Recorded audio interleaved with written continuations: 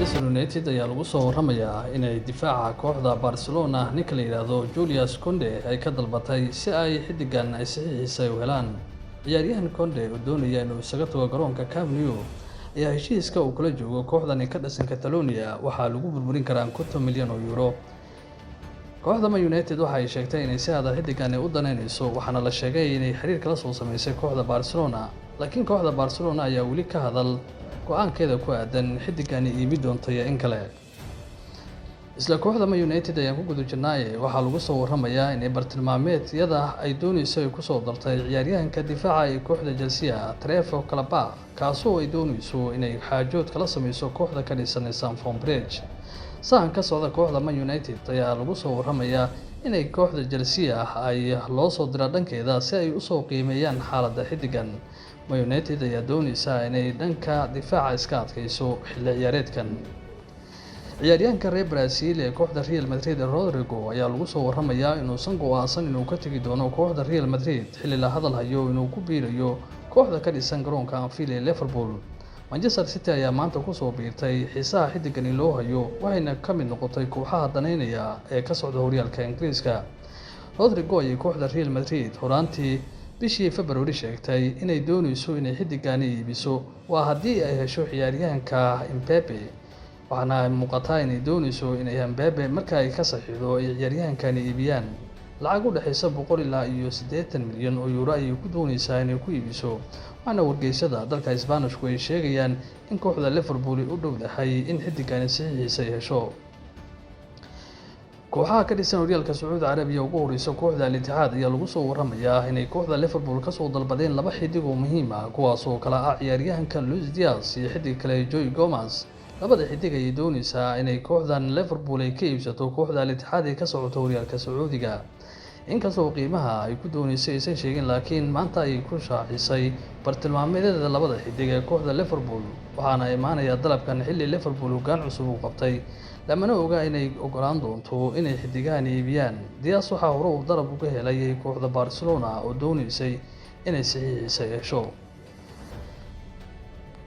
Isla kooxaha dalka Sacuudi Carabiya ayaa ku guda jirnay kooxda Al Nassr ee dalka Sacuudiga ayaa doonaysa inay ku qaadato ciyaaryahanka Rafinha ee reer Brazil ee kooxda Barcelona lacag lagu sheegay 100 milyan ilaa 85 milyan oo euro oo ay kooxda Barcelona doonayso inay ku iibiso ciyaaryahankan. Waxaana la sheegay in xiisaha ay u hayso kooxdan reer Sacuudi Carabiya ay maanta soo ifbaxay iyadoo doonaysa in ciyaaryahankani ay qaataan. Kooxda Arsenal ayaa lagu soo waramayaa in si lama filaan ah ay maanta dalab ugu gudbiso kooxda Benfica iyadoo doonaysa xidiga qadka dhexe Antonio Silva. Waxaana la sheegay in tababare Mikel Arteta uu u diray kooxda Benfica warqad furan oo ku dalbanayo in ciyaaryahankani ay kala hadlaan si uu u helo saxiixiisa. Arsenal ayaa ku biirtay kooxaha Manchester United iyo Chelsea xiisaha xidigan u hayaan. Golahayaha kooxda Man United ninka la yiraahdo Altay Bayindir ee reer Turkiya ayaa lagu soo waramayaa inuu doonayo inuu isaga tago garoonka Old Trafford kadib markii uu boos joogta uu ka waayay kooxda Man United. Waxaana doonayaa inuu ku biiro kooxda ka dhisan dalka Scotland ee Celtic. Waxaa la sheegay in ciyaaryahankan uu doonayo inuu ka dhaqaaqo garoonka Old Trafford maadaama uusan doonayn inuu ka gadaal ciyaaro golahayaha haatan kooxdan Man United oo ah golahayaha koowaad Andre Onana. Kooxda RB Leipzig weeraryahankeeda ninka la yiraahdo Benjamin Sesko ayaa lagu soo waramayaa inuu doonayo inuu ku biiro kooxda Arsenal xilli maalmo uun ka hor ay soo baxeen inuu doonayo in heshiis cusub kooxda u saxiixo ka hor inta aanan la gudagelin tartanka Yuuraha.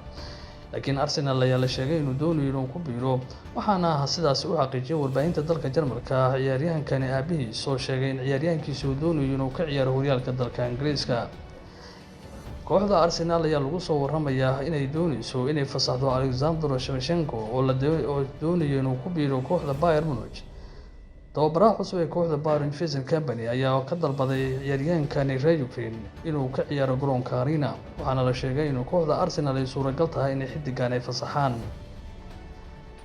Kooxda West Ham United ayaa la sheegay inay ka fikirayso xaaladda ciyaaryahanka kooxda Palmeiras ee dalkaasi Brazil 18 jirka qadka dhexe ninka la yiraahdo Luis Guilherme kaasoo ay doonayaan inay kooxda West Ham ay ka dulqaado kooxda Liverpool oo muddo ku raad joogtay saxiixa da'yarkan.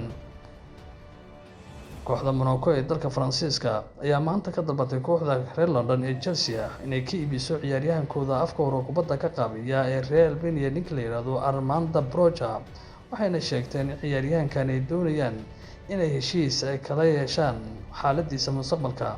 Kooxda Chelsea ayaa la sheegayaa inay ku doonayso xiddigan lacag 50 milyan oo euro ah, laakiin kooxdan Monaco ee reer Faransa weli ma si sax ah ugama aysan hadlin lamana aysan kulmin sida la sheegay ciyaaryahankan, laakiin waxa ay soo bandhigtay xiisaha xiddigan ay u hayaan.